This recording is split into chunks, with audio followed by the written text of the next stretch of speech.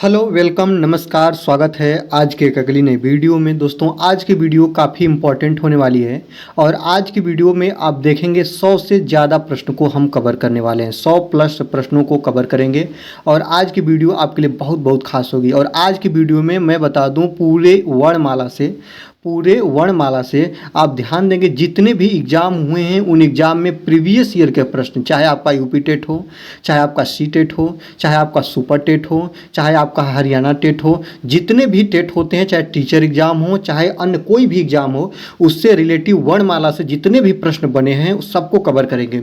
तो आज की वीडियो थोड़ा लंबी होगी, टाइम आपका लगेगा और पूरी वीडियो आज आप देख लीजिए और आशा करता हूँ कि आपका वर्णमाला से जितने भी टॉपिक पे प्रश्न बनते हैं, चाहे आपका सघोष हो, अघोष हो, अल्प प्राण हो, महाप्राण हो, चाहे आपके संघर्षी व्यंजन हो, चाहे स्पर्शी व्यंजन हो, चाहे उसमी व्यंजन हो, सब कुछ, चाहे आपका स्वर हो, चाहे व्यंजन हो, चाहे ह्रस्व स्वर हो, दीर्घ स्वर हो, सारा डाउट आज क्लियर हो जाएगा। और उससे रिलेटिव कैसे प्रश्न एग्जाम में पूछ लिए जाते हैं, सारे चीज़ों को कवर करेंगे। तो आज की वीडियो आप पूरा अंत तक देखिएगा। रिक्वेस्ट रहेगा मेरा कि अगर आप चैनल पर नए हैं तो चैनल को सब्सक्राइब कर लीजिए, बेल आइकन को प्रेस करिए और वीडियो अच्छी लगे तो अपने जैसे तैयारी करने वाले दोस्तों को जरूर से जरूर शेयर करिएगा और एक नन्हा सा कमेंट आप करके मेरे दिल और उम्मीद को आप लोग कायम रखेंगे। और आशा करते हैं आज की वीडियो आपके लिए बहुत बहुत इंपॉर्टेंट होगी। चलिए सबसे पहले आज की वीडियो का हम पहला प्रश्न देखेंगे।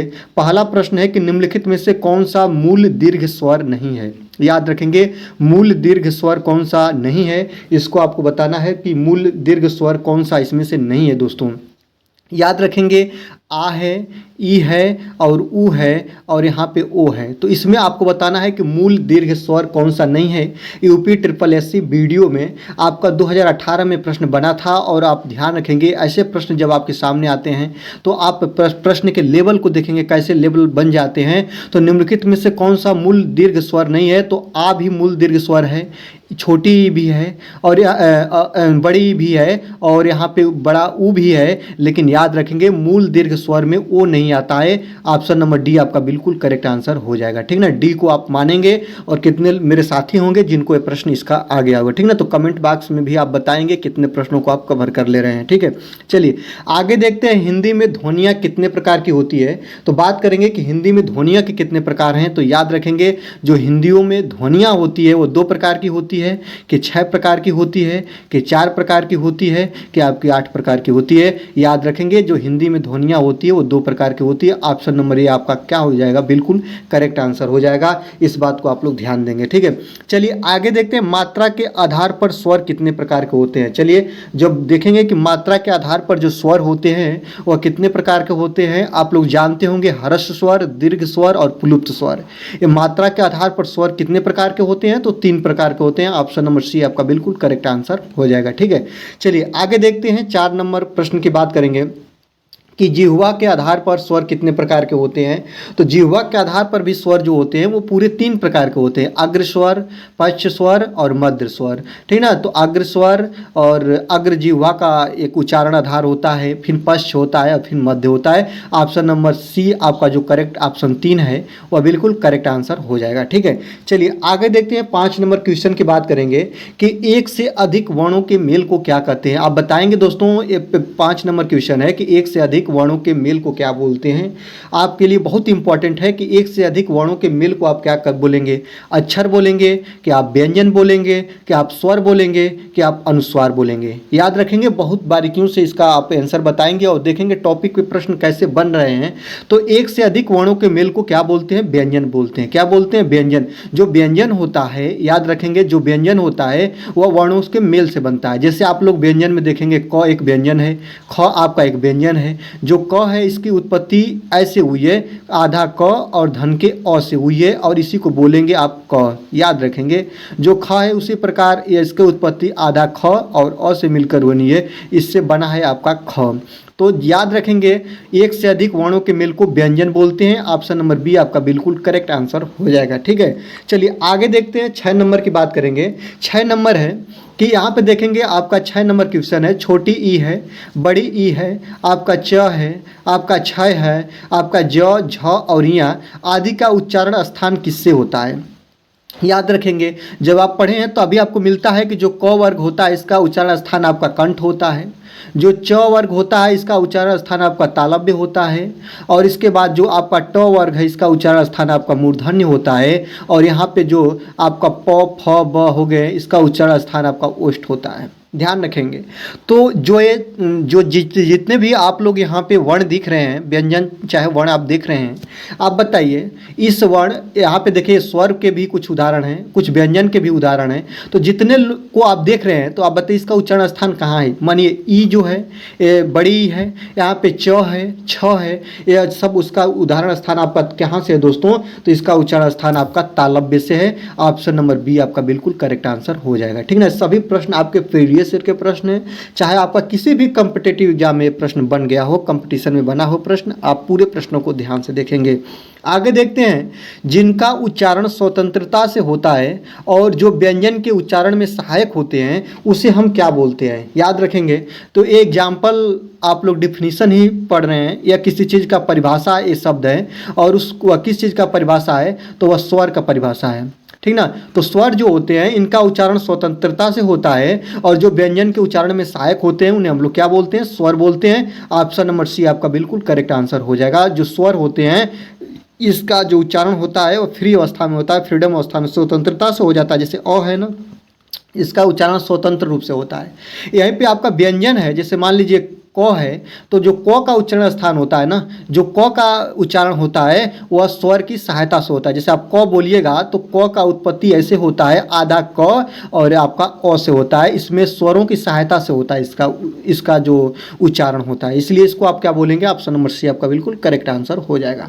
8 नंबर क्वेश्चन की बात करेंगे, निम्न में दीर्घ स्वर नहीं है। तो दीर्घ स्वर कौन है कि जो नहीं है, इसको आप देखेंगे। तो दीर्घ स्वर कौन सा नहीं है, तो याद रखेंगे जो आपका मूल स्वर और दीर्घ स्वर आते हैं, तो इसमें जो छोटी जो ई है ना, ये हर्ष स्वर की दुनिया में आता है या उसके श्रेणी में आता है। तो निम्न में से दीर्घ स्वर कौन नहीं है, तो याद रखेंगे आपका दीर्घ स्वर कौन नहीं है इसको आपको बताना है।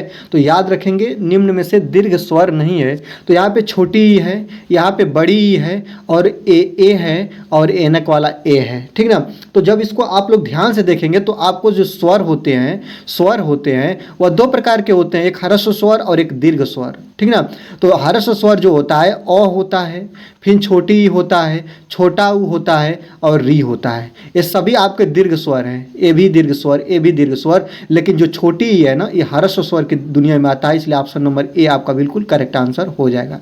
ठीक है, चलिए आगे देखते हैं। 9 नंबर क्वेश्चन की बात करेंगे कि निम्न में से अंत्यस्थ व्यंजन कौन है।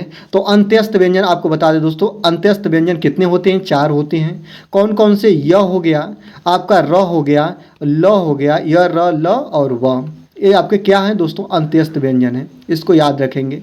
और अंत्यस्थ व्यंजन कौन सा है, तो आपका क्या है दोस्तों, वो आ रहा है। ऑप्शन नंबर सी आपका बिल्कुल करेक्ट आंसर हो जाएगा। यहीं से ध्यान रखेंगे अंत्यस्थ व्यंजनों की संख्या कितनी होती है, 4 होती है, 4 होती है। ठीक है, चलिए आगे देखते हैं। 10 नंबर क्वेश्चन की बात करेंगे कि निम्न में से अल्प प्राण व्यंजन कौन है। तो अल्प प्राण, महाप्राण, 1 3 5 और 2 4, ये जो कोड है इसको याद रखिएगा। ठीक ना, तो निम्न में से अल्प प्राण व्यंजन कौन सा है, तो याद रखेंगे जो अल्प प्राण होता है इसको याद रख लीजिए, 1 3 और 5। और महाप्राण जो होता है, अभी वीडियो में बहुत ऐसे प्रश्न आएंगे, महाप्राण जो होता है वो 2 और 4 होता है। कौन कौन से, जैसे मान लीजिए क वर्ग है, जैसे क हो गया, ख हो गया, ग हो गया और घ हो गया, और इसके बाद आपका अंग हो गया। ठीक है, तो यहाँ पे देखिए 1 हो गया, और यहाँ पे आपका 3 हो गया, और यहाँ पे आपका 5 हो गया। ये क्या है दोस्तों, ये आपके अल्प प्राण है। क्या है, अल्प प्राण है। इसमें अल्प प्राण की दुनिया में देखेंगे तो अल्प प्राण में क आएगा और ग आएगा और आपका अंग आएगा। ठीक, और महाप्राण में क्या आएगा, महाप्राण में ख आएगा और आपका घ आएगा। ठीक ना, तो इसमें से पूछ रहा है कि अल्प प्राण व्यंजन कौन सा है। तो अल्प प्राण व्यंजन अब देखिए, अब इसमें अल्प प्राण में क, ग और अंग में आपको मिल रहा होगा कोई, यहाँ पे ग है। ऑप्शन नंबर बी आपका बिल्कुल करेक्ट आंसर हो जाएगा। ऐसे आप लोग निकालते हैं, सभी प्रश्न बने हुए हैं, प्रीवियस ईयर के प्रश्न हैं। आशा करते हैं कि आपको वीडियो अच्छी लग रही होगी। तो वीडियो अच्छी लग रही है तो बिल्कुल आप बस एक छोटा सा लाइक दे दीजिए। लाइक ही आपका एक मेरे लिए बहुत बड़ा सपोर्ट होगा। चलिए आगे देखते हैं। 11 नंबर क्वेश्चन की बात करेंगे कि निम्न में से घोष वर्ण कौन सा है, ठीक ना। तो अघोष और घोष यही बताना है दोस्तों। तो यहाँ पे आपका ज है कि आपका क है कि आपका च है कि आपका ट है, इसको आप लोग ध्यान से देखेंगे तो आपका घोष होता है और एक अघोष होता है, ठीक ना। तो आपका इसमें से घोष पूछा है क्या है, तो आपका ज जो है क्या है, घोष है। ऑप्शन नंबर ए आपका बिल्कुल करेक्ट आंसर हो जाएगा, ठीक ना। घोष अघोष कैसे निकालते हैं देखने के लिए डिस्क्रिप्शन बॉक्स में आप जाइएगा, घोष अघोष की वीडियो आपको लिंक मिल जाएगा, आप उसको क्लियर कर लीजिएगा, ठीक है। चलिए आगे देखते हैं, निम्न में से ओष्ठ वर्ण कौन है, ठीक ना। जिनका उच्चारण ओठ से होता है उनको हम क्या बोलते हैं, ओष्ठ वर्ण बोलते हैं, ठीक ना। तो इसमें ओष्ठ वर्ण कौन है, अ है कि आपका आ है कि छोटी ई है कि आपका उ है। याद रखेंगे जो उ है ना, इसका उच्चारण आप करिएगा तो इसका उच्चारण ओष्ठ से होता है। इसका उच्चारण करने में ओष्ठ की हम लोग क्या करते हैं, प्रयोग करते हैं, यूज करते हैं, इसलिए ऑप्शन नंबर डी आपका बिल्कुल करेक्ट आंसर हो जाएगा, ठीक है। चलिए आगे देखते हैं, काकल्य वर्ण कौन सा होता है, ठीक ना। काकल्य वर्ण जो होता है वह कौन सा होता है, तो ह को क्या बोलते हैं दोस्तों, ह को बोलते हैं काकल्य वर्ण। ऑप्शन नंबर सी आपका बिल्कुल करेक्ट आंसर हो जाएगा।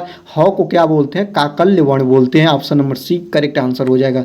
आगे देखते हैं, य का उच्चारण स्थान क्या होता है। जो य है ना, य एक ऐसा वर्ण है, इसका उच्चारण स्थान तालु होता है। क्या होता है, तालु होता है। सभी चीज़ों को आप ध्यान से देखते रहेंगे, य का जो उच्चारण स्थान है वह तालु होता है। ऑप्शन नंबर डी आपका बिल्कुल करेक्ट आंसर हो जाएगा, ठीक है। र का विवरण बताइए। जो र है इसका आपको क्या बताना है, विवरण बताना है। तो र आपका क्या है, र आपका अल्प प्राण है। याद रखेंगे सबसे पहले आप लोग इसको निकालना, अल्प प्राण और महाप्राण सीख जाइए। और र क्या है, तो अल्प प्राण है, यहाँ पे अल्प प्राण मिला और यहाँ पे अल्प प्राण मिला, इसलिए आप लोगों का ये दोनों ऑप्शन क्या हो जाए, गलत हो गए, महाप्राण तो है नहीं। अब देखेंगे जो ये अल्प प्राण हो गया और अल्प प्राण के साथ साथ क्या है, सघोष है। क्या है दोस्तों, सघोष है। ऑप्शन नंबर यहाँ सघोष, यहाँ पे अघोष, इसलिए आप इसको बिल्कुल गलत मानेंगे। ऑप्शन नंबर ए आपका बिल्कुल करेक्ट आंसर हो जाएगा, ठीक ना। ये बात को याद रखेंगे, ठीक है। चलिए आगे देखते हैं, अंत्यस्थ और उष्म वर्ण कितने होते हैं। आपको यही बताना है कि अंत्यस्थ व्यंजन कितने होते हैं और उष्म व्यंजन कितने होते हैं। तो अंत्यस्थ व्यंजन कितने होते हैं, 4 होते हैं। उष्म व्यंजन कितने होते हैं, तो 4 होते हैं, ठीक। आपका अंत्यस्थ व्यंजन य, र, ल और व होता है, ठीक। और उष्म व्यंजन आपका होता है स और एक स ए और एक से ए और ह, ये उष्म व्यंजन है। इनकी संख्या हो गई 4 और इनकी संख्या हो गई 4, दोनों को कैलकुलेट करिएगा, क्या होंगे आपका 8, ठीक ना। तो क्या होंगे, ऑप्शन नंबर सी आपका बिल्कुल करेक्ट आंसर हो जाएगा, ठीक है। राइट बात। आपको आशा करते हैं सब चीज़ें आपको डिफिकल्टी तरीके से समझ में आ रहा होगा। और आगे चलिए देखते हैं, 17 नंबर क्वेश्चन देखते हैं। ऐसे भी प्रश्न बने हुए हैं। एक शब्द है जिसका नाम है दृग। क्या है दोस्तों, नाम है दृग, एक शब्द है और यह दृग शब्द का वर्ण विच्छेद क्या होगा, आप बता दीजिएगा। और यह प्रश्न बना है यूपी SSSC फॉरेस्ट रेंजर विभाग में बना है। जो प्रश्न जो पेपर 2018 में बना था, यूपी SSST जो फॉरेस्ट विभाग का पेपर था, उसमें प्रश्न बना था कि दृग का वर्ण विच्छेद क्या होता है। यह आपके सामने ऑप्शन है, किसको आप सही मानिएगा। तो देखिएगा, सबसे पहले मैं बता दूं, कोई भी शब्द हो, जैसे कि द है ना, यहाँ पे द है ना, द का जब वर्ण विच्छेद आप करिएगा तो यह जो वर्ण विच्छेद में आधा द और इसमें क्या जुड़ा है, री शब्द जुड़ा है। क्या जुड़ा है, री शब्द जुड़ा है। तो इसको आप लोग दृग बोलोगे, द्रि बोलोगे, याद रखना है, ऋषि है, ठीक ना। और इस बात को जब आप ध्यान से देखेंगे तो आपको चीज़ें मिलकर आएंगी। और क्या मिल के आएंगी, यहाँ पे देखिएगा मिसप्रिंट है दोस्तों, यही ऑप्शन आपका बिल्कुल सही होगा। ये म नहीं होगा, यहाँ पे क्या होगा दोस्तों, ग होगा, ठीक ना। किस कैसे मैं बता देता हूँ। इसका जो होगा द, आधा द होगा, फिर इसके बाद प्यारे आपका री हो जुड़ेगा और इसके बाद आपका आधा ग जुड़ेगा और इसके बाद आपका अ जुड़ेगा। दृग का आपका वर्ण विच्छेद यही शब्द होगा जो आप लोग देखिए, या तो दी, री और यहाँ पे ग और यहाँ पे अ को जोड़ लीजिए तो आपका ऑप्शन नंबर 20 सही हो जाएगा, ठीक ना। ऑप्शन पे आप मत जाइएगा, मिसप्रिंट है दोस्तों, यहाँ पे टाइपिंग थोड़ा डिफरेंस है। आशा करते हैं चीज़ें जो बता रहे हैं आप लोग इसको आसानी से सीखेंगे और इस चीज़ आपके लिए समझ में आएगा, ठीक है। सघोष वर्ण कौन सा है, ठीक ना। सघोष वर्ण बताना है कि सघोष वर्ण कौन सा है। अघोष और सघोष बताने हैं, ठीक ना। तो सघोष वर्ण क्या है दोस्तों, प है नहीं दोस्तों, ये तो अघोष है। थ भी आपका अघोष है और इससे में आप लोगों का स भी क्या है, आपका अघोष है, लेकिन ब क्या है दोस्तों, ब आपका क्या है, सघोष है। ऑप्शन नंबर सी आपका बिल्कुल करेक्ट आंसर हो जाएगा। ठीक है, आगे देखते हैं उसमें व्यंजन कौन सा है। स ह आपके उसमें व्यंजन होते हैं और ह आपका आ गया ऑप्शन नंबर ए आपका बिल्कुल करेक्ट आंसर हो गया।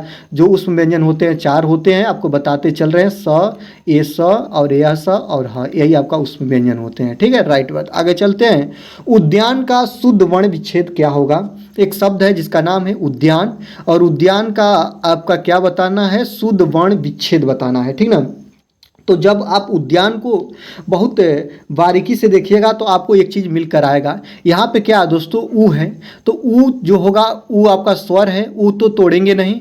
यहाँ पे ध्यान है तो यह द में जुड़ेगा, आधा द होगा और प्लस य होगा और प्लस इसमें आ जुड़ेगा और इसके बाद इसमें क्या जुड़ेगा, न जुड़ेगा, आधा न और प्लस अ। यही उद्यान का आपका वर्ण विच्छेद होगा। राइट बात, जो आप छोटे कक्षाओं में देखते हुए चले आ रहे हैं। ठीक ना, तो इसमें आपका ऑप्शन क्या सही होगा, ऑप्शन नंबर सी। आप देखिए यही सी आपका सही हो जाएगा। कैसे तोड़ते हैं, कैसे प्रश्न बने हैं, सभी प्रश्न पूछ लेता है, इस लेवल प्रश्न के हैं। ऐसे प्रश्न आपका वर्ण विच्छेद करने के लिए दे देता है, तो वर्ण विच्छेद आप कैसे करिएगा। ठीक ना, इस बात को ध्यान देंगे। ठीक है, आगे देखते हैं 21 नंबर की बात करेंगे। 21 नंबर प्रश्न आपके लिए क्या कह रहा है कि निम्नलिखित में से कौन ट वर्ग में नहीं आता है। तो याद रखेंगे, ट में आपका ठ भी आएगा, आपका ड भी आएगा और याद रखेंगे ड़ भी आएगा।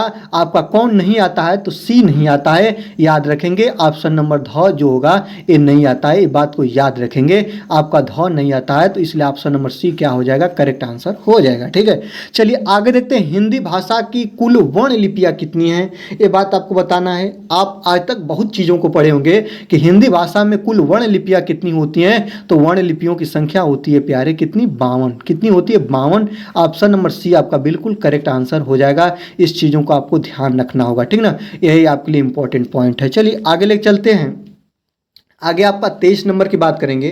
23 नंबर प्रश्न आपके सामने है, क्या कह रहा है कि जिनकी ध्वनि केवल मुख से निकलती है वे क्या कहलाते हैं, वृत्ताकार स्वर कहलाते हैं, कि आपका समृद्ध स्वर कहलाते हैं, कि अनुनासिक स्वर कहलाते हैं, कि निरनुनासिक शब्द कहलाते हैं। तो याद रखिएगा, जिनकी ध्वनि केवल मुख से निकलती है उसे हम निरनुनासिक स्वर के नाम या संज्ञा देते हैं। ऑप्शन नंबर डी आपका बिल्कुल करेक्ट आंसर हो जाएगा, याद रखेंगे। आगे देखते हैं, अर्ध विवृत स्वर हैं, इसमें से कौन है जो कि अर्ध विवृत स्वर है। ऑप्शन नंबर ए है कि ऊ है, कि पे है, कि आ है, कि आपका ए है। याद रखेंगे अर्ध विवृत स्वर आपका क्या है दोस्तों, इस चीज़ को आप लोग ध्यान से देखेंगे तो याद रखिएगा अर्ध विवृत स्वर आपका क्या हो जाएगा, ऑप्शन नंबर, इसमें कोई भी अर्ध विवृत स्वर नहीं है, ये भी मिसप्रिंट है। मैं आपको बता दूं, अर्ध विवृत स्वर जो होते हैं ऐसे एनक वाला ए होता है। ऑप्शन नंबर डी आपका बिल्कुल तब करेक्ट आंसर हो जाएगा। ये आपका मिसप्रिंट या टाइपिंग है, इस बात को याद रखेंगे। ठीक है, चीज़ों को थोड़ा ध्यान देंगे और इस चीज़ों को देखेंगे, क्योंकि टाइपिंग करते समय बहुत ज़्यादा समय लगता है और माइंड भी थोड़ा डिस्टर्ब रहता है। इसलिए चीज़ों को अगर सही तरीके से न देखा जाए तो मिस टाइपिंग हो जाती है, इसके लिए मैं आपसे क्षमा चाहूँगा। और आगे देखेंगे 25 नंबर क्वेश्चन देखेंगे। 25 नंबर क्वेश्चन क्या कर रहा है, 25 नंबर क्वेश्चन कर रहा है कि सभी स्पर्श व्यंजन कौन से वर्ग में हैं। तो याद रखेंगे, तो कौन से वर्ग ऐसा है कि जिसमें आपका स्पर्श व्यंजन आता है। मैं बता दूं, सबसे पहले देखिएगा, ये भी प्रश्न बन चुका है कि स्पर्श व्यंजनों की संख्या कितनी होती है, तो 25 होती है। इसको देख लीजिएगा, आपका क वर्ग हो गया, च वर्ग हो गया, ट वर्ग हो गया, आपका त वर्ग हो गया, आपका प वर्ग हो गया। याद रखेंगे 1 2 3 4 और 5, और सभी वर्ग में वर्णों की संख्या है 5 और 5 गुणे 5 इक्वल टू कितना, 25। ठीक ना, तो आप याद रखेंगे स्पर्श व्यंजनों की संख्या कितनी होती है, 25 होती है। और याद रखेंगे आपका क च और यहाँ पे याद रखेंगे प और यहाँ पे याद रखेंगे द। ऑप्शन नंबर सी आपका बिल्कुल करेक्ट आंसर इस प्रश्न के अकॉर्डिंग हो जाएगा। यही सब है, क्या है, स्पर्शी व्यंजन का वर्ग है। राइट बात। चलिए आगे देखते हैं, सभी महाप्राण वर्णों वाला वर्ग है। तो कौन इसमें है जो कि महाप्राण वर्ण वाला वर्ग है, आपको पता होना चाहिए। महाप्राण जो होता है वह आपका क्या है दोस्तों, अल्प प्राण 1 3 5 और महाप्राण 2 और 4। ठीक ना, तो इसी को आपको बताना है 2 और 4। तो यहाँ पे देखेंगे जो आपका क वर्ग का ख एक है तो ये महाप्राण हो गया। यहाँ पे च के बाद ये भी 2 स्थान पे आता है, छ ये भी हो गया, और ट के बाद ठ ये भी दूसरे स्थान पर आता है, ये भी हो गया। तो सभी महाप्राण वर्गों वाला वाला यही है वर्ड, याद रखेंगे। क, छ और ठ हम अलग किसी को देखेंगे नहीं, क्योंकि ऑप्शन नंबर 1 ही आपको मिल गया है, ठीक ना। आगे चलिए देखते हैं। जब एक ही ध्वनि का द्वित्व हो जाए तब वह क्या कहलाता है, ठीक ना। एक ही जो ध्वनि है वह कई बार क्या हो जाए दोस्तों, जैसे परिवर्तित हो जाए तो आप उसको क्या बोलिएगा, यही प्रश्न बना है। तो याद रखिएगा, जब एक ही ध्वनि का द्वित्व हो जाए तब वह क्या कहलाता है, संयुक्त ध्वनि कहलाता है कि युग्मक ध्वनियाँ कहलाता है कि संपृक्त ध्वनि कहलाता है कि पारस्परिक ध्वनि कहलाता है। याद रखेंगे, जब एक ही ध्वनि का द्वित्व हो जाए तो उसको युग्मक ध्वनि की संज्ञा देते हैं। ऑप्शन नंबर बी आपका बिल्कुल करेक्ट आंसर हो जाएगा, ठीक है। चलिए 28 नंबर क्वेश्चन की बात करेंगे। 28 नंबर क्वेश्चन क्या कह रहा है कि वह व्यंजन क्या है, वह उष्म है कि अंत्यस्थ है कि आपका महाप्राण है कि आपका अघोष है। याद रखेंगे, महाप्राण भी नहीं है, अघोष भी नहीं है, आपका अंत्यस्थ य र ल व होता है और उसमें व्यंजन स स ह होता है, तो उसमें व्यंजन है नहीं, आपका अंत्यस्थ हो जाएगा। ऑप्शन नंबर बी आपका बिल्कुल करेक्ट आंसर है। यह अंत्यस्थ व्यंजन 4 होते, य र ल और व आ रहा है, यही वह है आपका क्या है दोस्तों, अंत्यस्थ व्यंजन है। राइट बात। चलिए आगे देखते हैं। आगे है, लिखित भाषा में मूल ध्वनियों के लिए जो चिन्ह मान लिए जाते हैं तथा जिस रूप में ये लिख लिए जाते हैं उसे हम क्या बोलते हैं। तो याद रखेंगे, जिस भाषा में चीज़ होती है उसको हम लोग बोलते हैं प्यारे लिपि बोलते हैं। ऑप्शन नंबर बी आपका बिल्कुल करेक्ट आंसर हो जाएगा। लिपि होती है और यही भाषा लिखने और पढ़ने की प्रमुख प्रविधा होती है, जिसको लिपि का नाम हम देते हैं, ठीक है। प, फ, ब, भ, म व्यंजन कौन से व्यंजन है, आपको पता होना चाहिए कि यह जो व्यंजन है ओष्ठ व्यंजन होते हैं। इसकी जो उत्पत्ति होती है वो ओठ से होती है। ऑप्शन नंबर बी आपका बिल्कुल करेक्ट आंसर हो जाएगा, इसको आप लोग ध्यान देंगे, ठीक है। 31 नंबर क्वेश्चन की बात करेंगे। 31 नंबर क्वेश्चन क्या कर रहा है, दो व्यंजन जब एक साथ मिलते हैं तो क्या कहलाता है, आप बताइएगा। संयुक्त व्यंजन कहलाता है कि आपका अल्प प्राण कहलाता है कि अंत्यस्थ कहलाता है कि महाप्राण कहलाता है। याद रखेंगे, यह व्यंजन जो होता है आपका संयुक्त व्यंजन कहलाता है और संयुक्त व्यंजनों की संख्या कितनी होती है, 4 होती है। आपको पता होना चाहिए, आपका स हो गया, आपका ये छतरी वाला छतरी हो गया, ये आपका त्र हो गया, ये आपका आज्ञा हो गया और आपके स्र हो गए। ये आपके क्या है प्यारे, ये आपके संयुक्त व्यंजन है। राइट बात। ऑप्शन नंबर 1 के साथ आप चले जाइएगा और बिल्कुल करेक्ट आंसर हो जाएगा आपका, ठीक है। आगे देखते हैं, अगला है 32 नंबर क्वेश्चन की बात करिएगा। 32 नंबर क्वेश्चन है कि वर्ण तालिका के अनुसार ह्रस्व, दीर्घ और प्लुप्त क्या हैं। आपको पता होना चाहिए कि वर्ण तालिका के अनुसार आपका ह्रस्व स्वर, दीर्घ स्वर और प्लुप्त स्वर ये सभी स्वर के उदाहरण हैं। ऑप्शन नंबर ए आपका बिल्कुल करेक्ट आंसर हो जाएगा। राइट बात, ठीक है। चलिए आगे देखते हैं, 33 नंबर क्वेश्चन की बात करेंगे। 33 नंबर क्वेश्चन क्या कर रहा है कि स्पर्श व्यंजन, कंठ ध्वनि और अघोष और महाप्राण ध्वनि कौन से है। ऐसे प्रश्न जब आपको सभी चीज़ों को एग्जामिनर को लगता है कि सभी चीज़ मैं एक ही प्रश्न में समेट के पूछ लूं, तो ऐसे प्रश्न को पूछ देता है। आप बताइए, सभी आपका स्पर्श व्यंजन है, सभी को आप स्पर्श व्यंजन में देख लेंगे। राइट बात। तो अब हम किसको सही माने, सभी स्पर्श व्यंजन है, ठीक।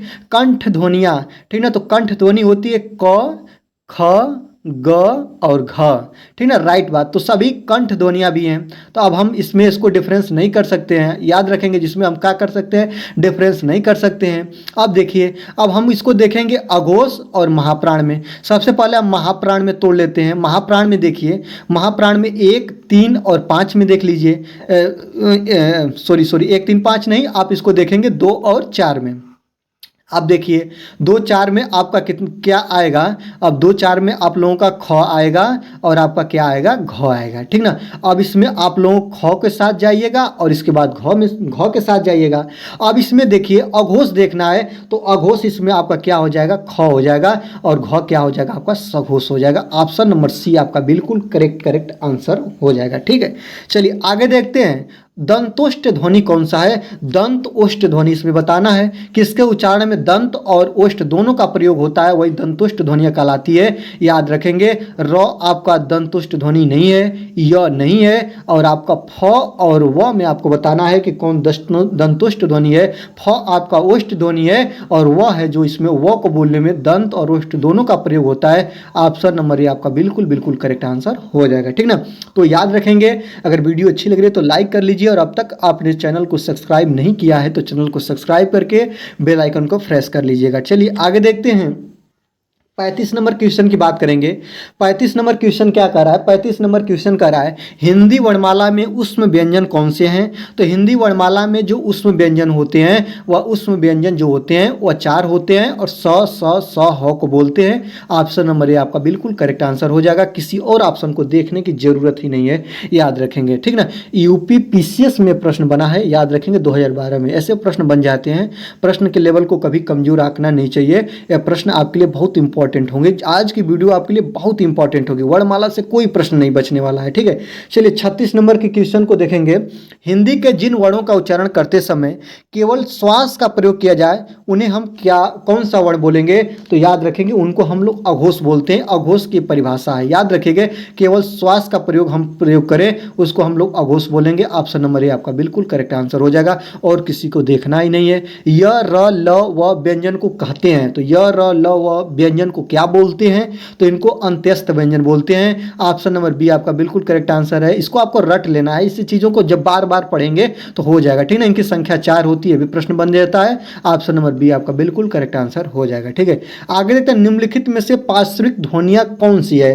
तो आपको पार्श्विक ध्वनियाँ बताना है कि इनमें से कौन पार्श्विक ध्वनियाँ होती है। तो याद रखेंगे ल और व जो होती है इन्हें पार्श्विक ध्वनियाँ बोलते हैं। ल और व को क्या बोलते हैं? पार्श्विक ध्वनियाँ बोलते हैं। ऑप्शन नंबर बी आपका बिल्कुल करेक्ट आंसर हो जाएगा, ठीक है, राइट बात। आगे देखते हैं निम्नलिखित में से कौन सा अंत्यस्थ व्यंजन है? 39 नंबर की बात करेंगे तो अंत्यस्थ व्यंजन य र ल व होते हैं। ऑप्शन नंबर ए आपका बिल्कुल करेक्ट आंसर है। आगे देखते हैं निम्नलिखित में से कौन सा स्वर कंठ तालव्य है?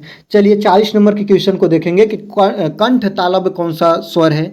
ई आपका नहीं है, ये केवल कंठ से आता है।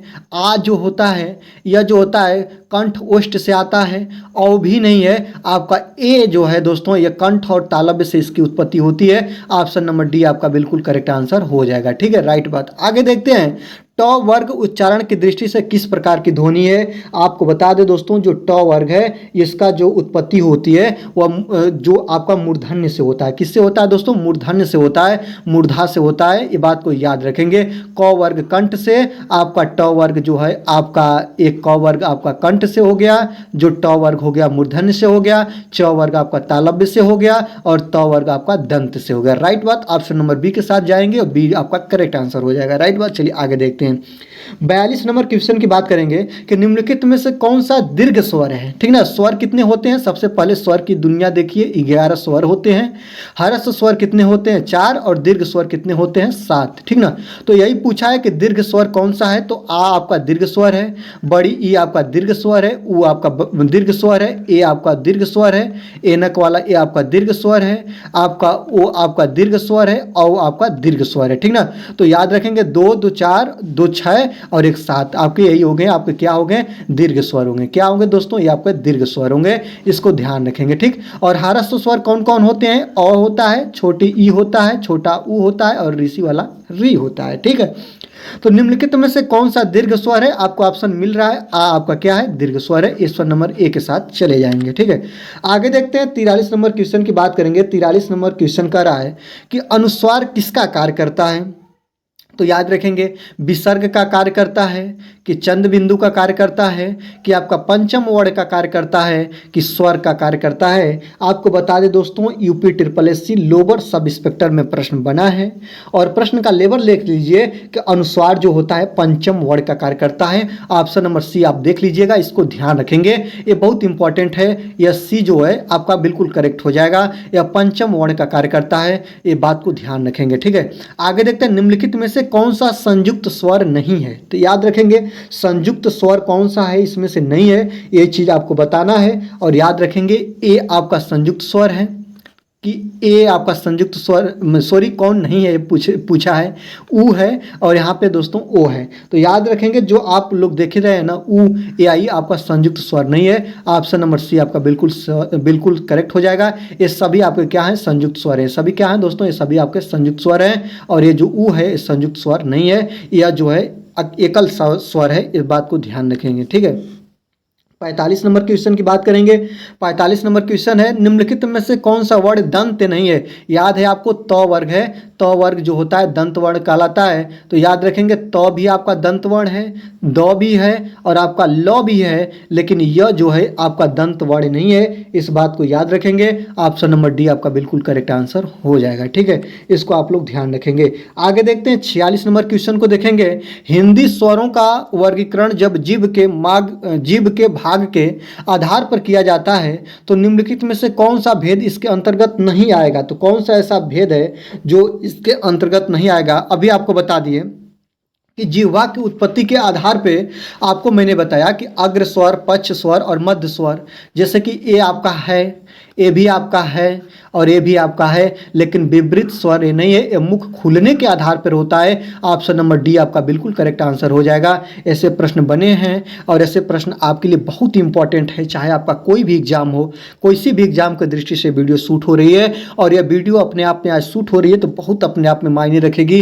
ये वीडियो को आशा करते हैं आपके लिए बहुत अच्छा होगा और इस वीडियो पर आप अपना प्यार और दुलार उतना हमें देंगे जितना कि हर वीडियो पर आप देते हैं। ठीक है, चलिए आगे देखते हैं। 47 नंबर क्वेश्चन की बात करेंगे। 47 नंबर क्वेश्चन क्या कर रहा है कि निम्नलिखित में से कंठ ध्वनियां कौन सी है। कंठ ध्वनि जिसका क जो होता है कंठ ध्वनियां होती हैं और क और ख यही आपका कंठ ध्वनि हो गई। ऑप्शन नंबर ए के साथ आप चले जाएंगे। ये बात को आप लोग ध्यान देंगे। ठीक है, चलिए आगे देखते हैं। 48 नंबर क्वेश्चन की बात करेंगे। 48 नंबर क्वेश्चन कर रहा है कि निम्नलिखित में से कौन उच्चारण स्थान के आधार पर मूर्ध व्यंजन कहलाते हैं। ये आपका नहीं होगा, एक कंठ ध्वनियां हैं। ये आपका जो आपका ज वर्ग है ये आपका पता है तालु ध्वनियां है और ये आपका मूर्ध ध्वनियां है और ये आपका ओष्ठ ध्वनि है। तो आप लोग सी के साथ जाएंगे। सी जो है आपके मूर्ध या मूर्धा ध्वनि कहलाती है। ऑप्शन नंबर सी आपका बिल्कुल करेक्ट आंसर है दोस्तों। चलिए 49 नंबर क्वेश्चन की बात करेंगे। 49 नंबर क्वेश्चन क्या कर रहा है, इसको जब आप ध्यान से देखेंगे तो निम्नलिखित में से अल्प प्राण वर्ण कौन से हैं, यही आपको बताना है। तो अल्प प्राण वर्ण जो हैं वह कौन से हैं, याद रखेंगे। अल्प प्राण वर्ण जो ऑप्शन नंबर ए है अ और आ, ए भी जो है अल्प प्राण है अ आ। ठीक, और आपका क और ग ये भी आपका अल्प प्राण है। याद रखेंगे दोनों क्या हैं, अल्प प्राण वर्ण हैं, अल्प प्राण वर्ण है। इसको आप लोग ध्यान रखेंगे और ये नहीं है दोस्तों, ये बात को याद रखेंगे। ये आपके गलत हैं, ए भी आपके गलत हैं। तो ए और बी दोनों ऑप्शन इसमें आपका सही हो जाएगा क्योंकि ये प्रश्न आपका रेलवे एग्जाम में पूछा है। इस बात को याद रखेंगे और मैंने इसको ले लिया और आपको बताना मेरा ये श्रेय था कि ऐसे प्रश्न भी बन जाते हैं कि दो ऑप्शन सही होते हैं, इसमें आपको कॉमन नंबर मिलते हैं। ये दोनों आपके अल्प प्राण, इसको ध्यान रखेंगे। चलिए 50 नंबर क्वेश्चन की बात करेंगे। निम्नलिखित शब्दों में से नवीन विकसित ध्वनियां कौन सी है। तो याद रखेंगे नवीन विकसित ध्वनियां कौन है। तो याद रखेंगे आपको पता है नवीन नई विकसित ध्वनियां जो हैं आपका ख और ग हैं। यही आपका ऑप्शन नंबर ये आपका बिल्कुल करेक्ट आंसर हो जाएगा। इसी को नवीन विकसित ध्वनियों की श्रेणी में रखा गया है। ठीक है, 51 नंबर क्वेश्चन की बात करेंगे। 51 नंबर क्वेश्चन क्या कर रहा है, 51 नंबर क्वेश्चन कर रहा है कि निम्नलिखित में से कौन सा घोष वर्ण है। तो कौन सा घोष वर्ण है, अघोष और घोष आपको बताना है। तो इसमें आपका घोष वर्ण कौन सा है, आपका ख है। याद रखेंगे अघोष आपका 1 2 आप ऐसे ऐसे याद रखेंगे। तो जब इस टॉपिक को याद करने के लिए एक फार्मूला होता है और फार्मूला कहाँ मिलेगा मैं अभी आपको नहीं बताऊंगा। क्यों नहीं बताऊंगा, क्योंकि आपको एक वीडियो देखनी पड़ेगी मुझे। कमेंट बॉक्स में आप जाएंगे, वहाँ पे आपको लिंक मिलेगा और उसको आप टच करके आप अल्प प्राण, महाप्राण, अघोष और सघोष दोनों को क्लियर कर लेंगे। ठीक ना, तो आपको यही बताना है कि घोष वर्ण कौन है। तो आपका म जो है दोस्तों वो आपका घोष वर्ण है। ऑप्शन नंबर सी आपका बिल्कुल करेक्ट आंसर हो जाएगा। ठीक है, चलिए 52 नंबर क्वेश्चन की बात करेंगे। 52 नंबर क्वेश्चन कह रहा है कि निम्नलिखित में से एक वर्ण व्यंजन नहीं है। तो इसमें कौन वर्ण है जो कि व्यंजन नहीं है, आप बताइए। च भी व्यंजन का हिस्सा है, र भी व्यंजन का हिस्सा है, य भी व्यंजन का हिस्सा है, लेकिन जो उ है स्वर का हिस्सा है और स्वर में भी हर्ष स्वर का हिस्सा है। ऑप्शन नंबर आपका बिल्कुल करेक्ट आंसर हो जाएगा। ये भी आपका बीएड एंट्रेंस एग्जाम में प्रश्न बना हुआ है। ठीक है, चलिए आगे देखते हैं। 53 नंबर क्वेश्चन की बात करेंगे। 53 नंबर क्वेश्चन क्या कह रहा है 53 नंबर क्वेश्चन का है कि निम्नलिखित में से कौन सी ध्वनियाँ वष्ट ध्वनि नहीं है? प भी है, ब भी है और आपका म भी है, तो जो है यह दंत ध्वनि है और यही ओष्ठ ध्वनि नहीं है। ऑप्शन नंबर डी आपका बिल्कुल करेक्ट आंसर हो जाएगा, इसको आप लोग ध्यान रखेंगे। ठीक है, आगे देखते हैं निम्नलिखित में से कौन से नासिक के व्यंजन कौन से होते हैं? याद रखेंगे, नासिक व्यंजन को बताना है और नासिक व्यंजन वे व्यंजन कहलाते हैं जिनके उच्चारण करने में जो सांस होती है हमारी नाक से निकलती है, उसको हम नासिक व्यंजन बोलते हैं। याद रखेंगे, और हर वर्ग का 5वां वर्ण जो होता है वह नासिक व्यंजन कहलाता है, 5वां वर्ण जो होता है। और यहाँ जो है वह नासिक व्यंजन है, अंग भी आपका नासिक व्यंजन है, अड़ा भी नासिक व्यंजन है। ऑप्शन नंबर बी आपका बिल्कुल करेक्ट आंसर है प्यारे, इस बात को आप लोग ध्यान देंगे, आरआरबी एग्जाम में प्रश्न बना हुआ है। ठीक है, चलिए 55 नंबर क्वेश्चन की बात करेंगे। 55 नंबर क्वेश्चन क्या कह रहा है? ए वर्ण क्या कहलाते हैं? नासिक व्यंजन कहलाते हैं कि आपका मूर्धन्य कहलाते हैं कि आपका ओष्ठ कहलाते हैं कि आपका कंठ तालव्य कहलाते हैं? आपको पता है कि ए का जो उच्चारण स्थान है वो कंठ है और कंठ इसमें है नहीं, तो कंठ तालव्य को आप आंसर मानेंगे। ऑप्शन नंबर डी आपका बिल्कुल करेक्ट आंसर हो जाएगा। ठीक है, 56 नंबर की दुनिया में चलेंगे। 56 नंबर क्वेश्चन कर रहा है कि निम्नलिखित में से किसे हिंदी की मानक वर्णमाला में स्थान नहीं दिया गया है? आपको पता होना चाहिए, ल जो है ये भी मानक वर्णमाला में स्थान है, क्री का भी है दोस्तों, और यहाँ पे ई का भी है, लेकिन श्री का स्थान नहीं है। ऑप्शन नंबर सी आपका बिल्कुल करेक्ट आंसर हो जाएगा। मानक वर्णमाला में आपका श्री नहीं आता है, जब आप वर्णमाला पढ़ते हैं तो उसमें आप श्री ये शब्द नहीं पढ़ते हैं, तो यही कहा है कि मानक वर्णमाला, ठीक है, वर्णमाला का हिस्सा हो सकता है लेकिन मानक वर्णमाला का हिस्सा नहीं है प्यारे, इसलिए ऑप्शन नंबर सी के साथ आप चले जाइएगा, यही ऑप्शन आपका बिल्कुल करेक्ट आंसर हो जाएगा, इस बात को याद रखेंगे। चलिए आगे देखते हैं, निम्नलिखित शब्दों में से किस शब्द के द्वित्व व्यंजन है? तो द्वित्व व्यंजन बताना है। द्वित्व व्यंजन वो व्यंजन होता है जिस व्यंजन का प्रयोग 2 बार कर लिया जाए दोस्तों। पुनः में द्वित्व व्यंजन आपका है दोस्तों? नहीं है। इलाहाबाद में भी कोई शब्द ऐसा नहीं है जिसका 2 बार रिपीट हुआ हो, ये भी नहीं है। यहाँ पे उत्साह में भी नहीं है, लेकिन दिल्ली में दोस्तों ल 2 बार आया, इसको द्वित्व व्यंजन बोलेंगे। ऑप्शन नंबर सी आपका बिल्कुल करेक्ट आंसर हो जाएगा प्यारे, सी के साथ आप जाइएगा। वीडियो अच्छी लग रही है तो वीडियो को लाइक कर लीजिएगा, चैनल पर नए हैं तो चैनल को सब्सक्राइब करिएगा और दोस्तों के साथ आप शेयर करिएगा, क्योंकि यह वीडियो केवल वर्णमाला से है। वर्णमाला से जितने प्रश्न बनते हैं बहुत इंपॉर्टेंट प्रश्न है। चलिए आगे देखते हैं, 58 नंबर क्वेश्चन की बात करेंगे। 58 नंबर क्वेश्चन क्या कह रहा है दोस्तों? स ह कौन से व्यंजन कहलाते हैं दोस्तों? तो याद रखेंगे, इसको उष्म या संघर्षी व्यंजन बोलते हैं। याद रखेंगे, उष्मी व्यंजन या इसको संघर्षी व्यंजन दोनों के नाम से जानते हैं, ये ध्यान रखेंगे आप लोग। उष्मी या संघर्षी व्यंजन इसको बोलते हैं। उष्मी व्यंजन पूछे तभी भी यही, संघर्षी व्यंजन पूछे तो ये तभी भी यही, संख्या पूछे तो 4 और ऑप्शन पूछे तो ऑप्शन नंबर डी आप चले जाएंगे। ठीक है, राइट बात। चलिए आगे देखते हैं भैया, आगे देखेंगे छत्री ध्वनि किस स्वर के अंतर्गत आती है? याद रखेंगे, जो छत्री ध्वनि है 59 नंबर क्वेश्चन की बात करेंगे। जो छत्री ध्वनि है मूल स्वर कहलाती है कि संयुक्त वर्ण कहलाती है कि घोष वर्ण कहलाती है कि तालव्य कहलाती है? तो याद है आपको दोस्तों, जो छत्री है दोस्तों यह जो आएगी किसके अंतर्गत आएगी? संयुक्त वर्ण के अंतर्गत आती है। संयुक्त वर्णों की संख्या 4 होती है। आपका छत्री हो गया, आपका त्र हो गया, आपका आज्ञा हो गया और आपका स्र हो गया, सभी आपके क्या है प्यारे? आपके संयुक्त वर्ण है। राइट बात, ऑप्शन नंबर बी आपका करेक्ट आंसर हो जाएगा, बी के साथ आप लोग चले जाएंगे। ठीक है, चलिए आगे देखते हैं, 60 नंबर क्वेश्चन की बात करेंगे। 60 नंबर क्वेश्चन कह रहा है कि आज्ञा वर्ण किन वर्णों के संयोग से बनता है? आज्ञा जो होता है वह किससे बनता है दोस्तों? तो जो आज्ञा होता है आपको पता होना चाहिए, ज और किससे बनता है? आधा ज और पूरा इया से बनता है आज्ञा। और ऑप्शन नंबर किसी में आपका नहीं है, ये मिसप्रिंट है, याद रखेंगे। आधा ज और इया से बनता है, यह मिसप्रिंट है और यहाँ पे आप ब नहीं होगा, आधा ज होगा। जिसको भी मानिए आपको करेक्ट आंसर यही मिलेगा, आधा ज और प्लस के पूरा इया, ये इसकी उत्पत्ति आज्ञा से होती है और इससे बनते हैं। जो भी ऑप्शन मिले आप उसको सही मानेंगे। ठीक है, राइट बात। ये आपका मिसप्रिंट है प्यारे, मैं कहा कि लंबी वीडियो है और वीडियो में मिसप्रिंटिंग तो भाई टाइप में होने में थोड़ा डिफरेंस हुआ, इसके लिए मैं सॉरी चाहूँगा। चलिए 61 नंबर क्वेश्चन की बात देखेंगे। निम्नलिखित में से अघोष वर्ण कौन सा है?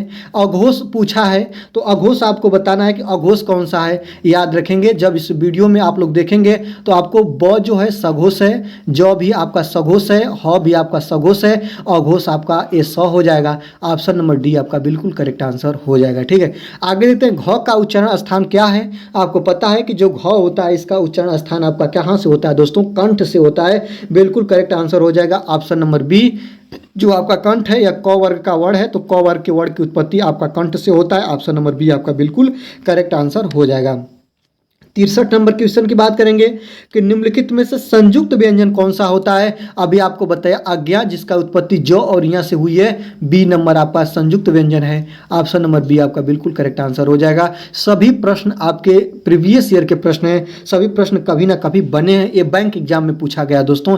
ये प्रश्न आपका कहाँ पूछा गया है तो बैंक एग्जाम में पूछा गया है। आपका UP TET, C TET, bank exam, जितने भी एग्जाम होते हैं एसएससी कंडक्ट कराती है, सारे एग्जाम से ये प्रश्न बनते हैं। ठीक ना, तो सबको कवर करेंगे और देखेंगे कैसे प्रश्न के लेवल होते हैं। ठीक है, चलिए 64 नंबर क्वेश्चन की बात करेंगे। 64 नंबर क्वेश्चन क्या करा है कि निम्नलिखित में से कौन सा वर्ण उच्चारण की दृष्टि से दंत नहीं है। दंत पूछा है दोस्तों। तो वर्ग जिसकी उत्पत्ति होती है दंत होता है। तो वर्ग में देख लीजिए, तो आता है बिल्कुल है, न आता है बिल्कुल है, दो आता है बिल्कुल है, लेकिन कौन सा दंत वर्ग नहीं है तो ट नहीं है, इसलिए ऑप्शन नंबर डी आपका बिल्कुल करेक्ट आंसर हो जाएगा। ठीक ना, इसी को आपको बताना है।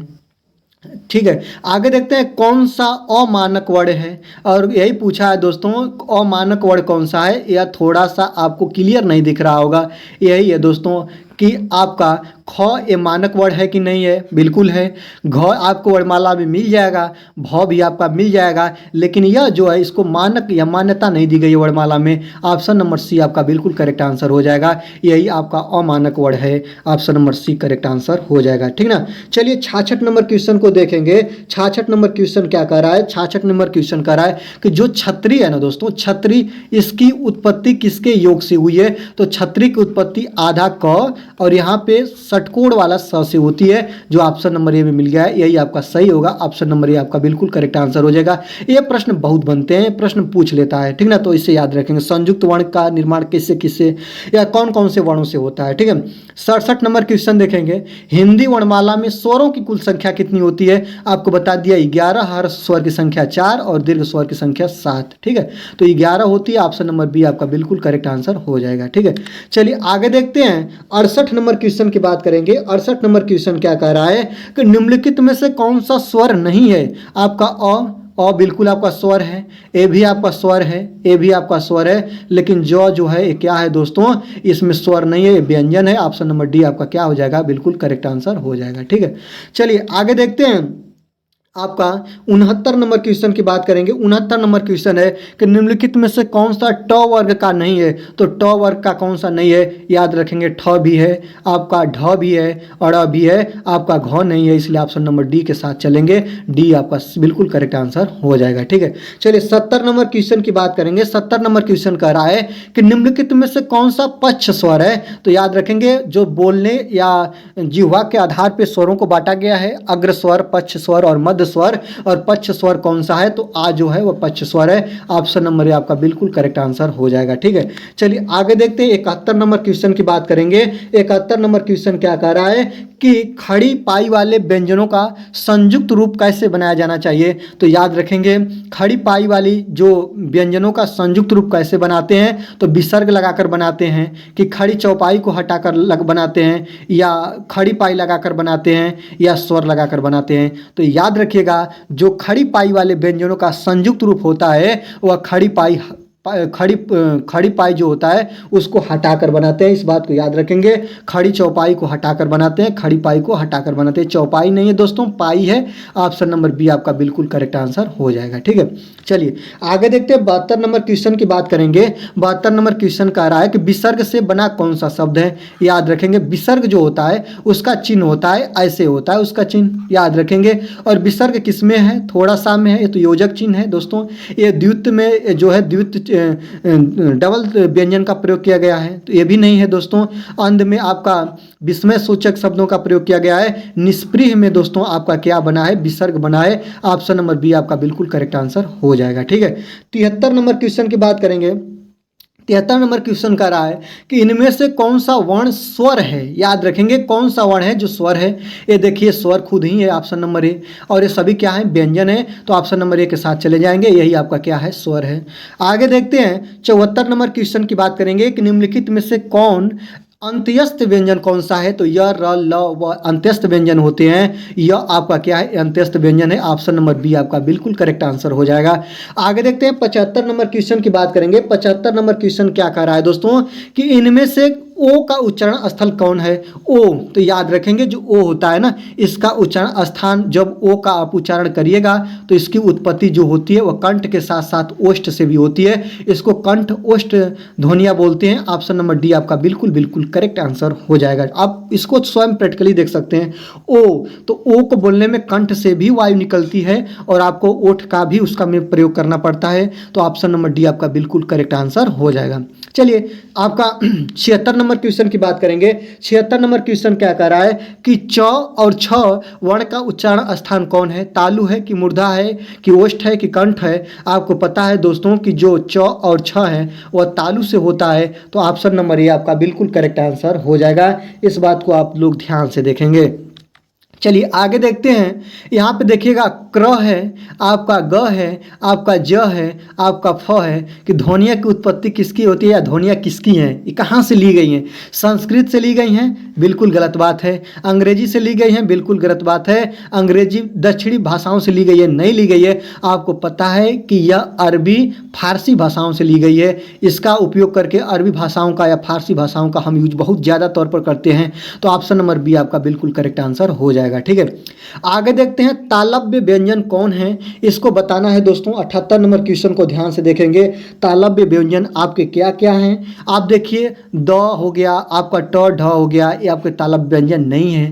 तालव्य व्यंजन आपका तालु से जिसकी उत्पत्ति होती है और आपका पता है जो च वर्ग है वो आपका तालव्य व्यंजन है। और ऑप्शन नंबर बी आपका बिल्कुल करेक्ट आंसर हो जाएगा। यहाँ पे च छ ज झ ये आपके तालव्य व्यंजन है। इस बात को आप लोग ध्यान रखेंगे। ये सभी व्यंजन आपके तालव्य व्यंजन नहीं है। मैं केवल कम समय में उन चीज़ों को कवर कर रहा हूँ जो चीज़ें आपके लिए एग्जाम में पूछी गई हैं या आपके एग्जाम का प्रीवियस ईयर का प्रश्न है। ठीक है, कौन वर्ण घोष नहीं है? आपका 79 नंबर क्वेश्चन जो है वही बताना है कि कौन आपका घोष नहीं है, यही आपको बताना है। र जो है दोस्तों ये घोष है। ल भी जो है आपका क्या है दोस्तों? आपका घोष है। और ढ भी आपका घोष है। जो त है यह घोष नहीं है। याद रखेंगे, ये बात को ध्यान रखेंगे। ये क्या है दोस्तों? यह घोष है। इस बात को याद रखेंगे और यही आपका सी ऑप्शन का हो जाएगा, करेक्ट हो जाएगा। ठीक है, आगे देखते हैं किस शब्द में रि स्वर नहीं है, यही आपको बताना है।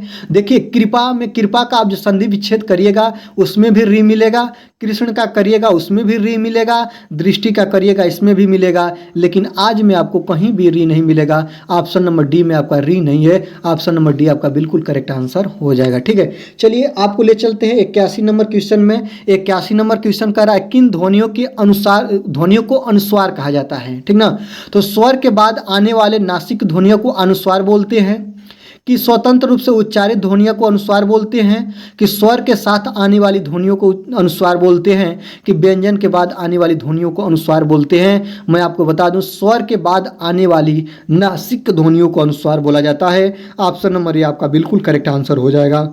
इस बात को आप लोग ध्यान रखेंगे।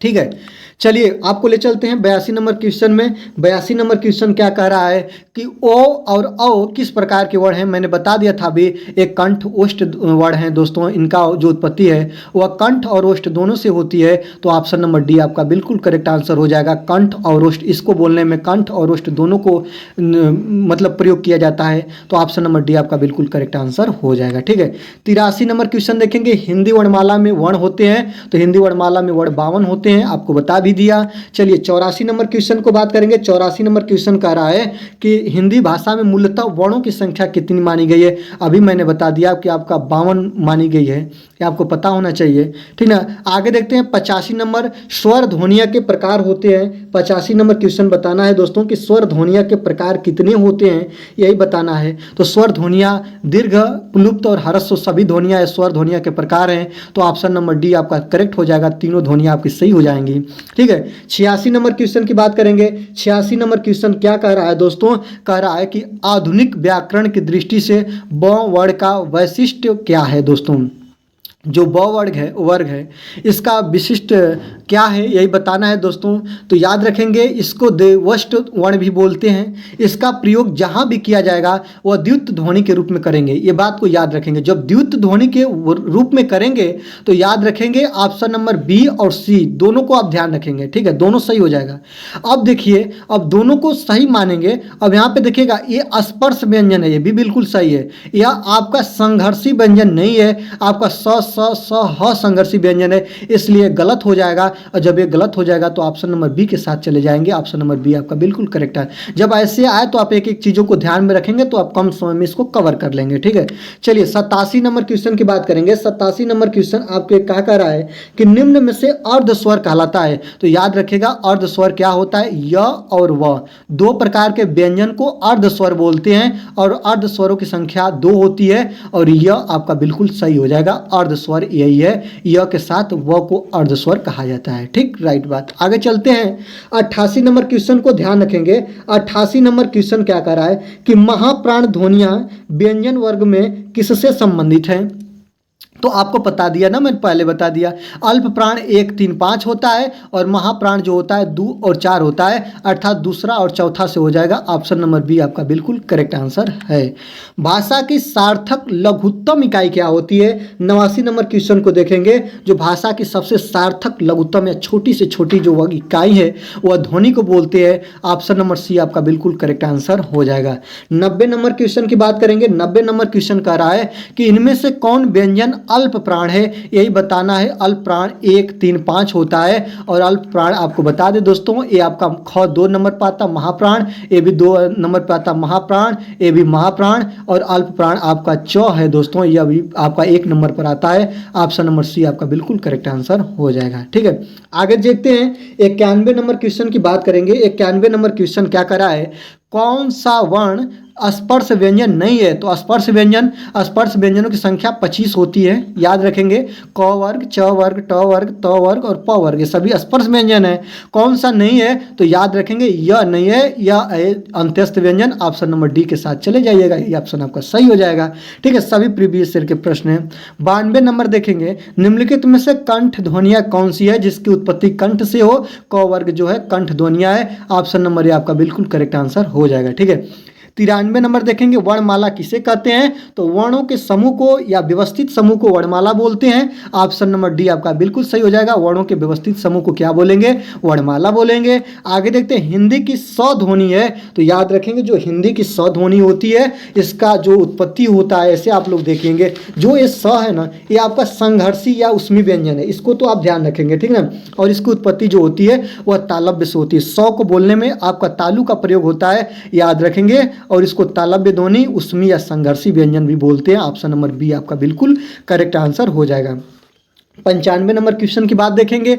95 नंबर क्वेश्चन क्या कह रहा है, कौन सा वर्ण ओष्ठ नहीं है। कौन सा वर्ण है जो ओष्ठ नहीं है। म भी ओष्ठ है, उ भी ओष्ठ है, ब भी ओष्ठ है, आ जो है यह कंठ है, यह बात को याद रखेंगे। ऑप्शन नंबर डी आपका बिल्कुल करेक्ट हो जाएगा। यह जो है कंठ ओष्ठ है, यह ओष्ठ नहीं है। ऑप्शन नंबर डी आपका बिल्कुल करेक्ट आंसर हो जाएगा। कंठ ओष्ठ ध्वनिया है। आ क्या है दोस्तों, यह जो है आपका कंठोष्ठ ध्वनि है, ये बात को आप लोग ध्यान रखेंगे, ठीक है, राइट बात। आगे देखते हैं अल्प प्राण ध्वनियों का समूह है 1, 3, 5 और 1, 3, 5 आपको जहां भी मिल रहा है उसी को आप लोग अल्प प्राण ध्वनियों का समूह मान लीजिएगा।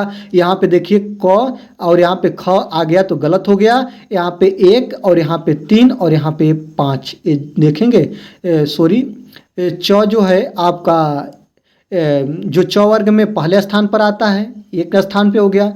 ज जो है च और ज ये 3 नंबर पे आता है और यहाँ पे ज जो होता है च, छ, ज, सॉरी दोनों ज है, तो इसलिए ध्यान रखेंगे। सॉरी मैं इस चीज़ को मिस्टेक कर रहा था। ऑप्शन नंबर बी आपका बिल्कुल करेक्ट आंसर हो जाएगा। इस बात को ध्यान देंगे, इसके डिफ़िकल्ट चीज़ें आ जाएंगी जो आप ध्यान नहीं दे पाएंगे। एक ही वर्ड है लेकिन मैं इसको ध्यान नहीं दे पा रहा हूँ। ऑप्शन नंबर बी आपका बिल्कुल करेक्ट आंसर हो जाएगा। 97 नंबर क्वेश्चन देखेंगे कि वर्ण शब्द का अर्थ नहीं है। तो रंग है, रंग वर्ण शब्द का अर्थ नहीं है।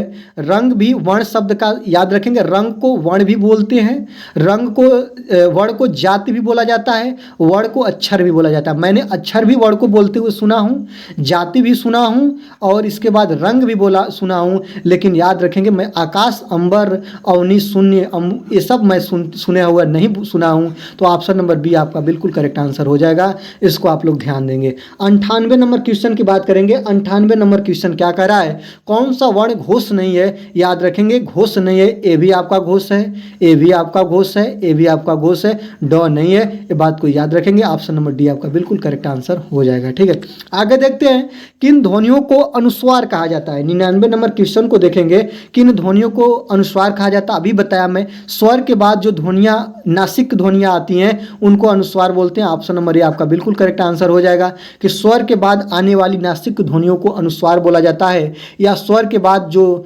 नासिक ध्वनियाँ वे ध्वनियाँ कहलाती हैं जिनका उच्चारण करते समय आपके नाक से हवा निकले, उसको नासिक ध्वनियाँ बोलते हैं। इस भी बात को आप लोग ध्यान रखेंगे। 100 नंबर क्वेश्चन को देखेंगे, किस शब्द में रि स्वर नहीं है? कृपा, कृष्णा और दृष्टि में है, लेकिन आपका रिवाज में नहीं है। इसको आप लोग ध्यान रखेंगे। ऑप्शन नंबर सी आपका बिल्कुल करेक्ट आंसर हो जाएगा। इस बात को आप लोग ध्यान देंगे। आगे देखते हैं किस शब्द में रि शब्द नहीं है। आपको मैंने अभी बता दिया। इसमें जो आप लोगों को देखेंगे तो आज शब्द में नहीं है। ऑप्शन नंबर डी आपका बिल्कुल करेक्ट आंसर हो जाएगा। आगे देखते हैं निम्नलिखित में से दंतव्य वर्ण कौन सा है। 102 नंबर क्वेश्चन को बात ध्यान देखेंगे, दंतव्य वर्ण कौन सा है? य है आपका दंतव्य वर्ण? नहीं दोस्तों, य जो है ये दंतव्य वर्ण नहीं है। च भी नहीं है। आपका त और उ में ध्यान रखेंगे, उ जो होता है या दंत से इसकी उत्पत्ति होती है, तो यह दंतव्य वर्ण इसको मानेंगे आप लोग। ऑप्शन नंबर सी आपका बिल्कुल करेक्ट आंसर हो जाएगा। ठीक है, चलिए आगे देखते हैं। घ का उच्चारण स्थान क्या है? क वर्ग की ध्वनियां है, इसका उच्चारण स्थान कंठ हो जाएगा। ऑप्शन नंबर बी आपका बिल्कुल करेक्ट आंसर हो जाएगा। 104 नंबर क्वेश्चन की बात करेंगे। 104 नंबर क्वेश्चन क्या कह रहा है दोस्तों? 104 नंबर कह रहा है कि हिंदी शब्दकोश के अनुसार संतान, सकल, सचल, सक्षम शब्दों का सही क्रम क्या होगा?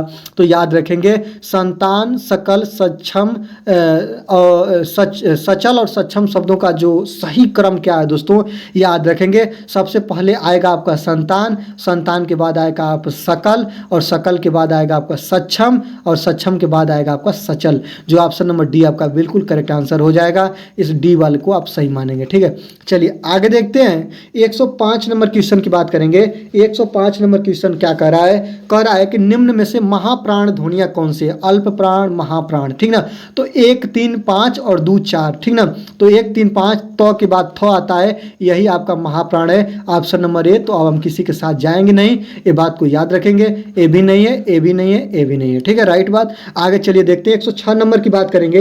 106 नंबर क्वेश्चन कर रहा है हिंदी शब्दकोश में अ और अ किस वर्ण के साथ आते हैं? तो याद रखेंगे सबकी उत्पत्ति कहाँ से होती है भैया? जो आपका ए अ भी है और आपका अ भी है। कितने लोग तो मानेंगे इस चीज़ों को कि ये जो आता है अ के बाद आता है, लेकिन इसको आप लोग बिल्कुल गलत मानिएगा। या इसकी उत्पत्ति अ के साथ होती है। ऑप्शन नंबर सी आपका बिल्कुल बिल्कुल करेक्ट आंसर हो जाएगा। यही मुझे बताना था, इसलिए ऑप्शन ए प्रश्न मैंने ले लिया। ठीक है, आगे देखते हैं।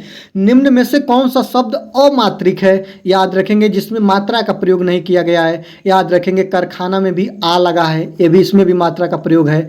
अमिताभ में भी आपका मात्रा का प्रयोग है। कलरव में मात्रा नहीं है। ऑप्शन नंबर सी के साथ आप चले जाइएगा। चाना में भी मात्रा है। ठीक ना, सी आपका बिल्कुल करेक्ट आंसर हो जाएगा। आगे देखते हैं। आगे देखेंगे अयोगवाह कहा जाता है। ठीक ना, 108 नंबर क्वेश्चन की बात करें कि अयोगवाह किसे कहते हैं? अयोगवाह जो होते हैं वह विसर्ग को बोलते हैं, कि महाप्राण को बोलते हैं, कि संयुक्त व्यंजन को बोलते हैं, कि अल्प प्राण को बोलते हैं? तो अयोगवाह जो होते हैं वह विसर्ग को बोलते हैं, और विसर्ग के साथ साथ क्या होते हैं? अनुस्वार होते हैं। विसर्ग के साथ साथ अगर अनुस्वार भी रहे ना तो इसको भी क्या बोलते हैं? अयोगवाह बोलते हैं। ऑप्शन नंबर ए आपका बिल्कुल करेक्ट आंसर हो जाएगा। ठीक है, चलिए आगे देखते हैं। ट वर्ग किस प्रकार के व्यंजन है? तो जो ट वर्ग है ना, याद रखेंगे जो ट वर्ग है इस कंठ वर्ग का उत्पत्ति क से है, तालव्य का आपका च से से है और टॉवर का उत्पत्ति आपका मूर्धन्य से है। ऑप्शन नंबर सी आपका बिल्कुल करेक्ट आंसर हो जाएगा। टॉवर की उत्पत्ति आपका तौ से है। इसको आप कवर करते रहेंगे, ठीक है। आगे देखते हैं, प्रयत्न के आधार पर लौ किस प्रकार की ध्वनियाँ हैं। इसको आपको बताना है कि जो 110 नंबर क्वेश्चन को आप देखेंगे कि प्रयत्न के आधार पर जो लौ है वह किस प्रकार की ध्वनियाँ हैं, तो याद रखेंगे आपका लौ जो होता है ना वह पारस्परिक ध्वनि कहलाती है। क्या कहलाती है दोस्तों? पारस्परिक ध्वनि कहलाती है। और पारस्परिक ध्वनियाँ दो प्रकार की होती है, लौ और वह, दोनों को ध्यान रखेंगे और इसको पारस्परिक ध्वनि बोलते हैं। ऑप्शन नंबर ए आपका ध्यान रखेंगे। और ढक्कन वाला ढ और ढ ए जो होते हैं इसको उत्क्षिप्त व्यंजन बोलते हैं। क्या बोलते हैं? उत्क्षिप्त व्यंजन बोलते हैं। इनकी संख्या 2 और पार्श्विक व्यंजन की भी संख्या 2, दोनों को याद रखेंगे, ठीक है। आगे देखते हैं, हिंदी वर्णमाला में अंग और अह क्या हैं, आपको मैंने बता दिया दोस्तों। यह क्या हैं? अयुग्मा हैं कि स्वर हैं कि आपका व्यंजन है कि आपका संयुक्त व्यंजन है। इस सभी चीज़ों को अगर आप ध्यान से देखेंगे तो आपको मिल जाएगा ये क्या है, अयुग्मा है। मैं इस चीज़ों को आपको बता दिया। ऑप्शन नंबर सी आपका बिल्कुल करेक्ट आंसर हो जाएगा। ऑप्शन नंबर बी आपका बिल्कुल करेक्ट आंसर हो जाएगा, ये अयुग्मा है। ऑप्शन नंबर बी, सॉरी, इसको ध्यान देते रहेंगे। निम्नलिखित में से व्यंजनों में से कौन सा व्यंजन संयुक्त व्यंजन कौन नहीं है, यही बताना है। तो आपका छत्री भी है, आपका त्र भी है, आपका स्र भी है और आपका आज्ञा भी है, लेकिन आपका स नहीं है, उसमें व्यंजन है। ऑप्शन नंबर बी आपका बिल्कुल करेक्ट आंसर हो जाएगा। इसको आप लोग ध्यान देंगे। निम्न में से कौन सा व्यंजन स्पर्श संघर्षी है, आपको बताना है कि स्पर्श और संघर्षी दोनों है। यही आपको बताना है कि स्पर्श संघर्षी व्यंजन क्या है दोस्तों। तो याद रखेंगे स्पर्श व्यंजन संघर्षी व्यंजन जो होता है वह ज कहलाता है। इस बात को आप लोग याद रखेंगे। स्पर्श व्यंजन संघर्षी व्यंजन ज को बोलते हैं। ऑप्शन नंबर ए आपका बिल्कुल करेक्ट आंसर हो जाएगा। हिंदी वर्णमाला में व्यंजनों की संख्या कितनी होती है, तो 114 नंबर क्वेश्चन की बात करें तो हिंदी वर्णमाला में सिर्फ एक्चुअली व्यंजनों की संख्या देखेंगे तो 33 होती है। सभी रिपीटेड प्रश्न है। ऑप्शन नंबर सी आपका बिल्कुल करेक्ट आंसर हो जाएगा। हिंदी शब्दकोश में छत्री का क्रम किस वर्ण के बाद आता है, तो याद रखेंगे छत्री का जो छत्री है ना दोस्तों, इसका निर्माण जो है क के बाद स से होता है। तो यह क के बाद आता है। तो ऑप्शन नंबर ए आपका बिल्कुल करेक्ट आंसर हो जाएगा। इस बात को आप लोग ध्यान देंगे। 116 नंबर क्वेश्चन की बात करेंगे।